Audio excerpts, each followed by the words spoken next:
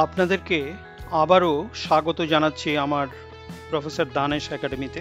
আশা করি আপনারা ভালো আছেন। আজকে আমি আপনাদেরকে দেখাবো কিভাবে কোনো এক্সেল ডেটা ArcGIS এ রাস্টারের সাথে অ্যাড করতে হয়। আশা করি আপনারা বুঝতে পারবেন। এখানে দেখেন আমার এখানে একটি রাস্টার আছে। এই রাস্টারটি বাংলাদেশের কাপ্তাই ন্যাশনাল পার্কের একটি রাস্টার। এটাতে GCS প্রজেকশন সিস্টেম আছে। এটিকে এক্সট্রাক্ট করা হয়েছে, মাস্ক করা হয়েছে, এক্সট্রাক্ট বাই মাস্ক। তো এখানে আমি একটি ফাইল নিয়ে আসব, এক্সেল ফাইল, যেটাকে এক্সেল থেকে আমরা CSV ফাইলে রূপান্তর করেছি। এখানে এই যে ফাইলটি আছে, এটা আমি এখানে অ্যাড করলাম।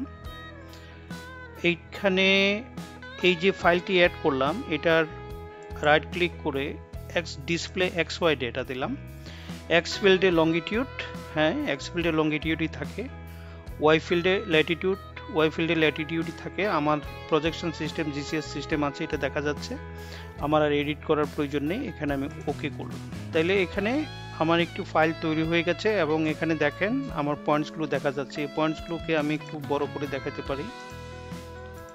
এই যে এখানে ইচ্ছা করলে আমি নাম্বারগুলো দেখাতে পারি, লেভেল ফিচার।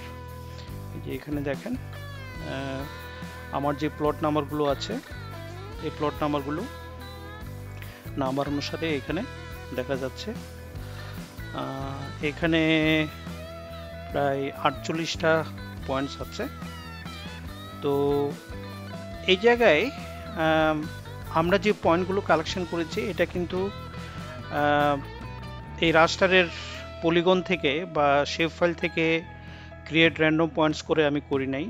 আমি নিজের মতো করে এই GPS ইউজ করে এই ল্যাটিটিউড লঙ্গিটিউডগুলো ফিল থেকে নিয়েছি এবং এখানে আমি অ্যাড করেছি এবং এটা আমার রাস্টারের মধ্যে আমি শো করেছি।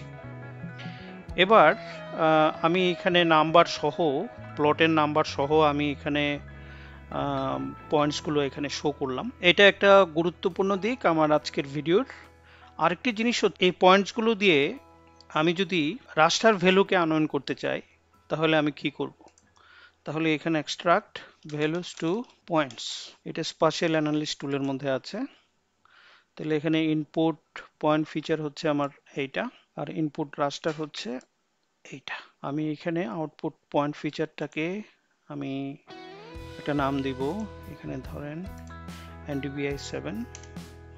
উল্লেখ্য এই রাস্টারটি NDVI এর জন্য করা, এই জন্য আমি NDVI এর যে ভ্যালু আছে এই ভ্যালুটা আমি এক্সট্রাক্ট করব, দেখি পারি কিনা।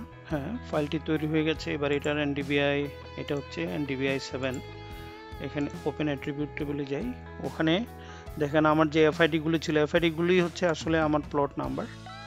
এখানে 48টি প্লট আছে, 0 to 47।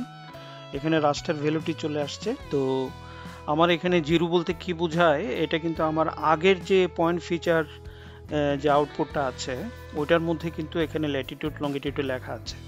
কিন্তু এই প্রক্রিয়ায় আমরা যখন এক্সট্রাক্ট ভ্যালুস টু পয়েন্টস করি, তখন আমার আগের ল্যাটিটিউড লঙ্গিটিউডটা দেখা যাচ্ছে না।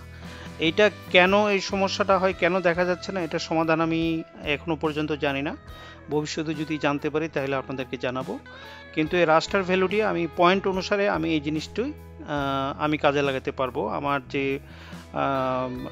পয়েন্ট নাম্বার, আমার যে প্লট নাম্বার, এই প্লট নাম্বার অনুসারে আমার যে রাস্টার ভ্যালু অর্থাৎ NDVI আছে, এই NDVI গুলো দিয়ে আমি কাজে লাগাতে পারবো। এবং আমার এই পয়েন্ট অনুসারে যদি আমার অন্য কোনো ডাটা থাকে, তাহলে ওই ডাটা দিয়ে এই রাস্টার ভ্যালু বা NDVI এর সাথে আমি কোরিলেট করতে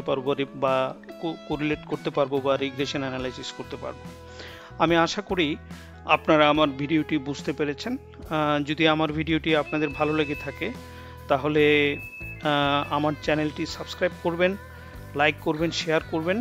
আপনারা সবাই ভালো থাকুন, এই প্রত্যাশায় আমার এই সংক্ষিপ্ত ভিডিওর এখানেই সমাপ্তি টানছি।